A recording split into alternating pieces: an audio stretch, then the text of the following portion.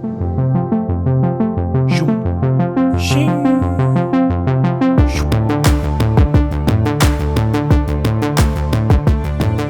guys, Tours20 here and welcome back to Cities Skylines Down Under. We're going to continue work on the little town we've been working on just north of Broken Hill.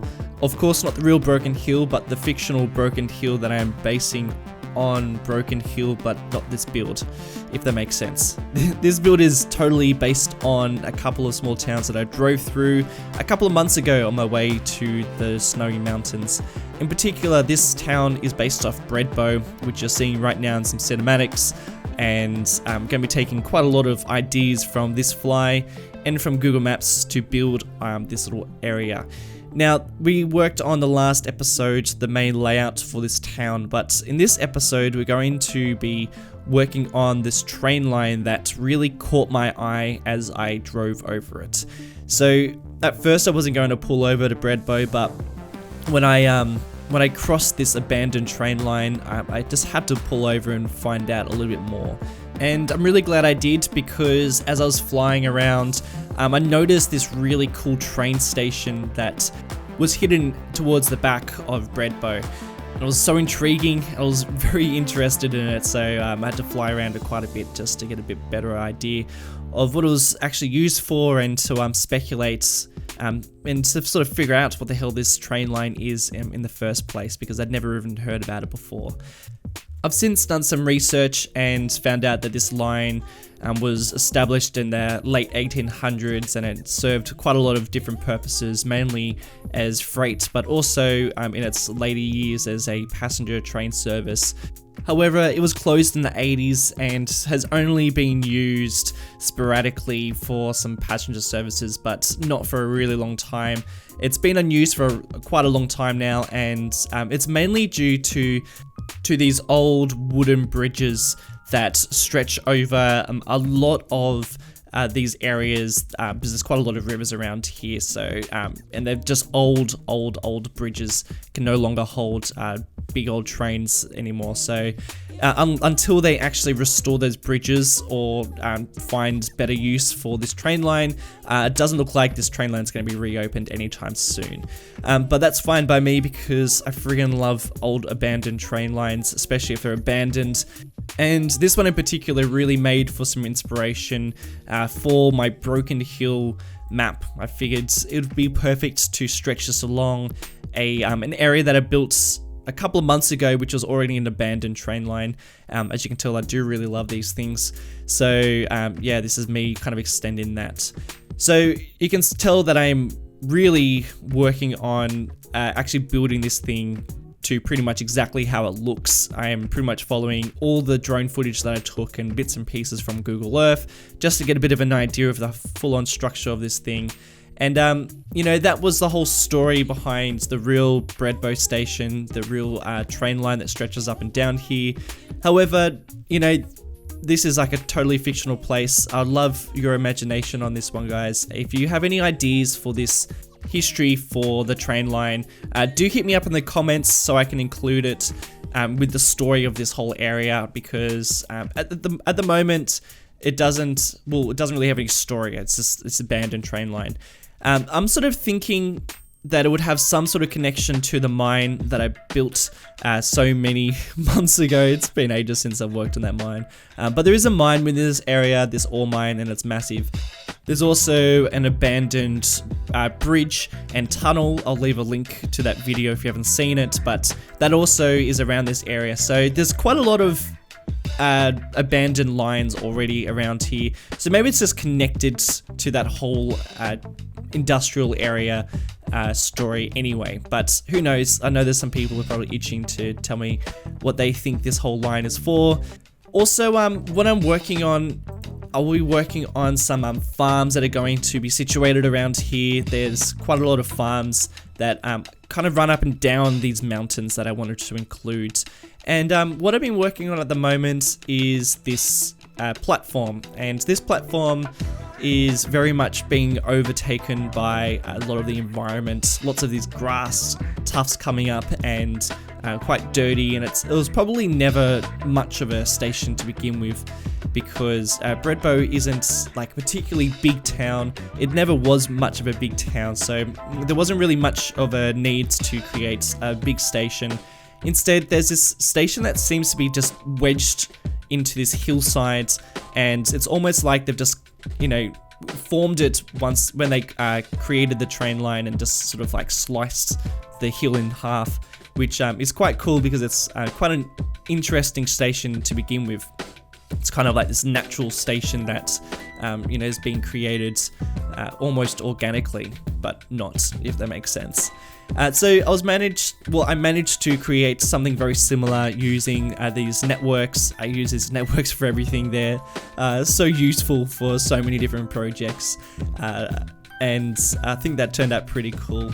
And just working on some of these farms as well. I'm using new assets that I haven't spoken about yet. This is assets that Beard Monkey actually created for this series. I put it out on Twitter.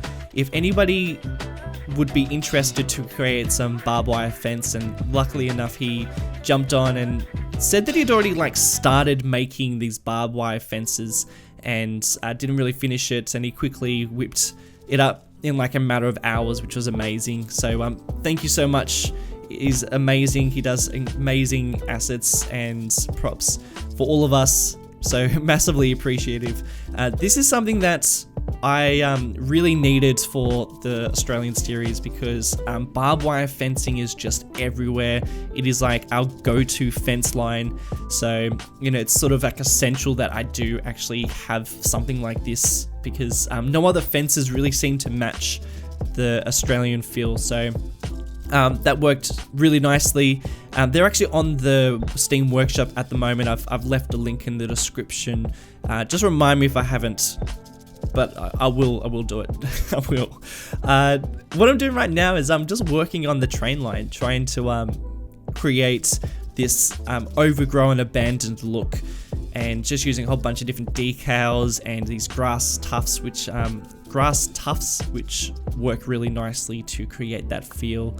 And right now I'm working on the little house that sits just next to the train station, and I don't know whether this house was there when the train line was in use. Sort of looks like it because it's not a very modern house, but regardless, it's very cool. It's this very cool house that's kind of removed from the rest of the town, and it's kind of doing its own thing. It's got its own style of backyards that's very different to anyone else's. It's not like that classic grid look like everybody else's. And I wanted to, go into quite a lot of detail for this guy and give him some, very unusual backyard items. I guess they're not unusual, but they're very unique.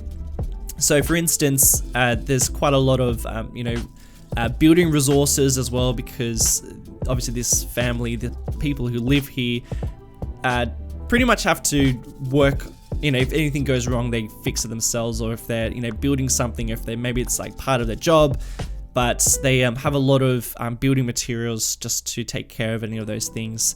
And also you can kind of see these tiny assets that I've plopped down, but they're beehives. Beehives are something that you may notice quite a lot of when you're floating around these areas around Oz. Even some of my friends have beehives in their backyards, and we live in the city, so that's something that people are trying to get into. So beehives and this little granny flat out the back, and just going to be plopping down some foliage to create a bit more privacy for this man, for this family, whoever lives here. Maybe you want to create a story for this person, but it's probably one of my more favorite houses that I've ever plopped down out in Cities Skylines, period. I think this one turns out really cool, and you'll see a whole bunch of it in the cinematics at the very end too. But going back to those fences that Beard Monkey created, they're super thin, which is great. I want them to be really thin because barbed wire is a very fine line. But because they're so thin, they can be kind of tricky to see them, so you might not be able to see it quite as well right now, but you will see lots of it in the cinematics.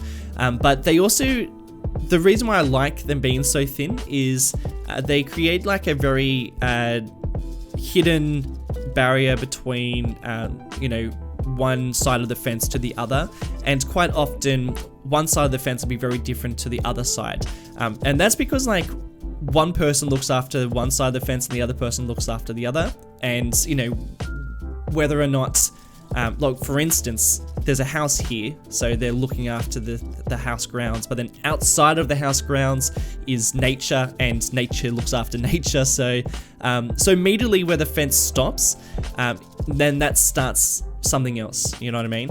And I really like that the fences are so thin because it kind of creates this like invisible barrier for the two sides of the fence. So using the fence line, it kind of helps me to create lots of different layers within this build, and to create a lot of differences and interest within what I'm doing, which is quite cool. And just finishing off that person's house, and now just detailing the outskirts of the town, which around here is situated probably more of the bigger style farms, as well as people who own properties up on the hills, which you'll see me work on very shortly. And you also see me working on this little house. I'm not really working on it just yet, but I plopped down like this very Victorian, really old house that is sort of away from the actual rest of the town, but I feel like has some sort of historical relevance. Maybe it was some sort of primary school back in the day, or community hall, but it's very common to see these styled houses within these old towns, because these towns are quite old, and they have quite historical buildings hidden amongst the rest of the town. And just working on the different bits and pieces that are around these areas. And something that I haven't placed down in this town yet is some sort of sporting area, and I figured AFL would probably be the most natural thing to place down, so I'm placing down some AFL posts. If you don't know what AFL is, it's a sport that Australians invented. It's pretty unique, and if you haven't checked it out, go and maybe give that a quick Google. But if you're an Australian, gotta put down some AFL posts, because that's something that's going to be around these areas for sure. And just trying to figure out how I'm going to change the ground color a little bit. So just using some resources to paint down to change it up a little bit. And as I'm working on the outskirts of the town, I'm placing down something that's not in Breadbow, and that's like this very dry earth area. And this little area, I would imagine, would be prone to like a bit of flooding. I wouldn't call it a salt flat, but I would sort of say it's some kind of lake that would fill up only like sporadically, because obviously you don't get much rain here. But this particular area might be particularly salty, or has some sort of mineral that is kind of coming out of the ground around here.